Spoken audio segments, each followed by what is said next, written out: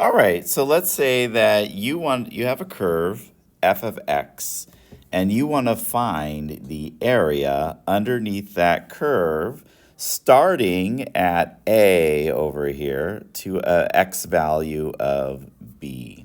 All right, so let's go take a look.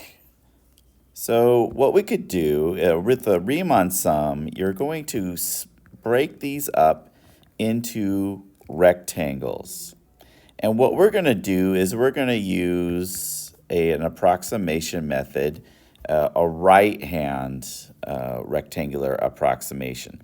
So that means that the height of each of these rectangles is going to be determined by the right-hand side. So that means I'm going to have a rectangle like that, going to have a rectangle like that, and so on. Okay? And we're going to say that we're going to call each rectangle with the letter K. So this is rectangle number 1. This is rectangle number 2.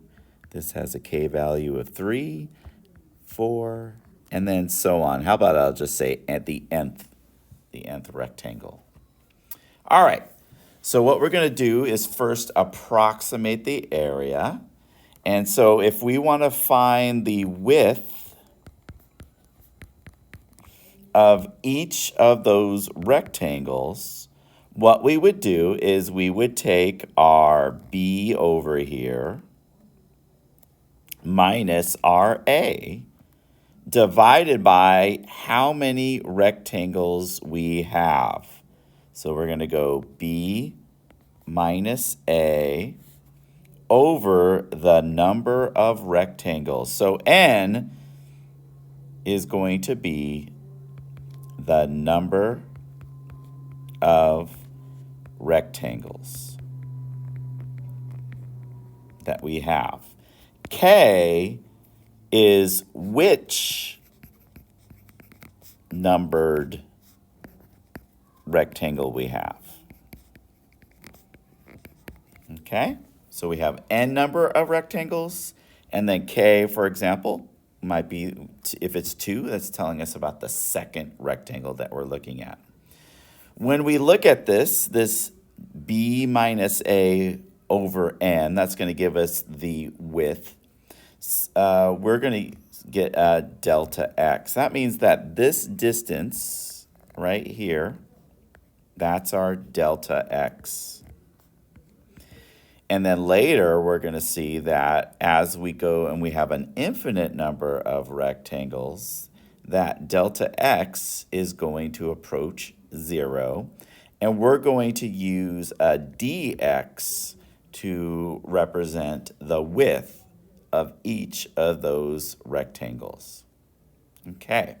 Now, when you find the area of a rectangle, you need to find the width. And you also, in this case, need to find the height. So what we're going to go over here is height. All right. So if we want to find the height of rectangle number 1, and our starting value is A. So that means the x value that's going to give us the height of the first rectangle is A, that's our starting value, plus this delta x. That's our width. So A plus the delta x. That's going to give us, so we're going to take that value, that x value, and we're going to plug it in to our function. So if we plug in the A plus the delta x, so this is just an x value that we're plugging into our function, we're going to get the height. And as we saw over here, we said that our width would be, that delta x would be B minus A over N. So we can write that as function of A, that's our starting value, plus the B minus A over N, that's our delta X. And if we want to make it so that we can eventually find the heights of any rectangle, like rectangle number 2, we would have to double that delta x. We double it. So that means if we wanted to find the height right here of rectangle number 2, it would be a plus delta x times 2. Okay? And if we want the height of the third rectangle, it would be a plus delta x times 3. This 3 and 2 right here, that just is designating which rectangle we have. So we're going to use a k right there. Okay, we can find the height of any rectangle in our approximation over here. All right, so now, if we have an infinite number of rectangles and we add them up, we are going to find the exact area underneath that curve. So this is how they do this in calculus. They say that they're going to take the limit as n goes to infinity. N is the number of rectangles. So we have an infinite number of rectangles. Then we're going to sum up so we're going to start off with rectangle number 1, and we're going to go to n. Okay, but we're going to have an infinite number of them. All right. Now we have f. We're going to have the lower bound of the area that we want to find under the curve, plus the b minus a over n, that is our width. That is not going to change. All these rectangles are going to have the same width. And then we're going to have that times k.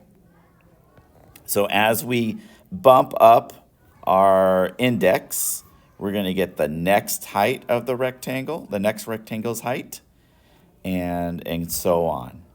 Now, this is just going to give us the height right here. And so what we need to do is now multiply it by the width. And that we found was right here. So we would multiply it times b minus a over n. That is our width. Okay? So you're going to go height times width of the first rectangle. That's going to give you that area of the first rectangle. Then you're going to bump up your index to 2, and it's going to find the height and width of the next rectangle. Now, instead of going through this whole process and using limit and sigma notation, what they are going to do is they have simplified this whole expression right here. So they have simplified that by using the integration symbol. And then you have your a value, your lower bound, and b, your upper bound. And then you're going to have your integrand. That is just the function that you are, finding the area, in this case, underneath. And then as that delta x approaches 0, right? If you have an infinite number of rectangles, the width of each of those rectangles is actually going to approach 0.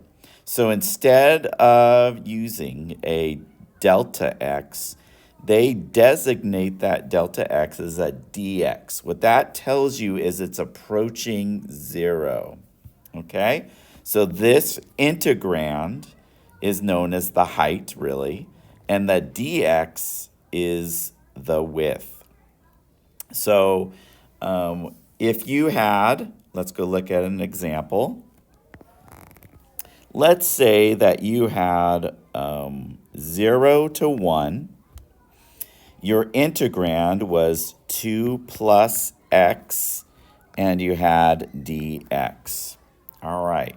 Let's say that we wanted to write this using this notation over here with the k's and the n's and everything like that. All right. So this is our a value right here. This right here is our b value. Okay. This right here, that's our function. All right. And then the dx is just our width. So let's go through this here. So we're going to write this in this notation. Limit as n goes to infinity. We're going to have our summation here as k equals 1 to n, just like that. Oop, I should just leave that over here like that. Then we have our function. The width is easy. We already know that a is 0, b is 1. So we're going to go 1 minus 0 over n. So that means the width is going to be 1 over n. That's our width. And then our function over here is going to be 1 over 2 plus, and this right here is the x value. That whole thing is the x value. So we're going to have the a, which is a 1, or actually 0, right? Isn't our a right here? 0. Plus that b minus a over n. In this case, it's going to be 1 minus 0 over n. And then you have your k value. Okay? All right. So you could write this, you could simplify it a little and write it as the limit as n approaches infinity. You got your k equals 1 to n. And you can write that as 1 over 2 plus 1 over n k. And that is your height of each of the rectangles. And here is your width.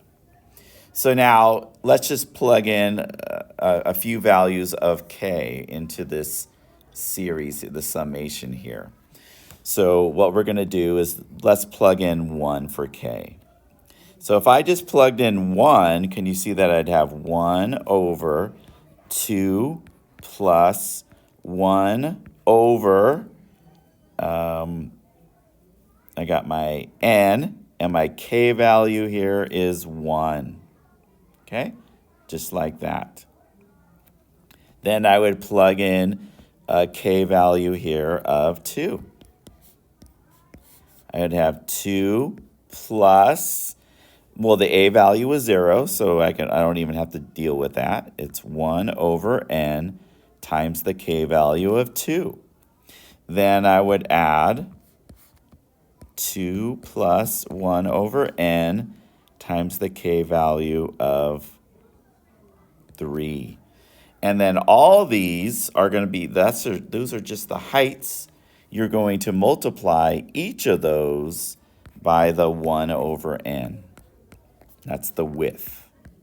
And you would just keep on adding those together. And if you had an infinite number of rectangles, that would approach the exact area. Let's go look at just another example so you can kind of see what's going on. It's actually the same thing.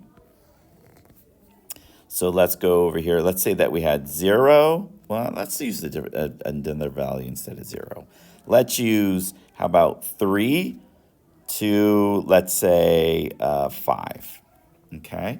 And let's say that we're integrating 1 over x dx like this. So again, if we want to write it with the limit notation, we're having an infinite number of rectangles, so that's why n is approaching infinity. then what you're going to do is you got your summation here. K equals 1, that's the first rectangle, to n, the nth rectangle. Now, you're going to have 1 over, and you see you have your k here, your x over here, sorry. And so remember, if we looked at this, where is it? You have a plus the b minus a over n, and then you got times k. And that's the x value that you are going to replace. So on the bottom here, our a value is 3. And then we're going to go plus. And then we got our b value, which is 5. So 5 minus a value, which is 3, over n. And then we have our k value here. So that means we're going to have 2 over n k. And then the width is b minus a over n. So we're going to multiply that times 5, that's our b value, minus our a value, which is 3. So 5 minus 3 over n. So that's really going to simplify to just 2 over n. Now, if we wanted to just do a few terms of this, we could start off with a k value of 1.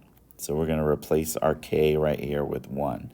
So we get 1 plus 3 plus 2 over 9 times 1. Now we're going to bump up our k value, our index, to 2. Oh, maybe I'll before I do that, that's also going to be multiplied by the width here, 2 over n. Now let's look at the next one. We're going to bump up our k value here, the index, to 2. So we'll get 3 plus 2 over n, and our k value here is now a 2. Okay, so it's really like 4n. And then we're going to multiply by the width again, which is not going to change. And then we could keep on going by just bumping up the k values. And so then you would get here, a series here of terms that you could add up. All right? So hopefully this helps you understand that this limit notation over here is actually simplified with our current integration symbol.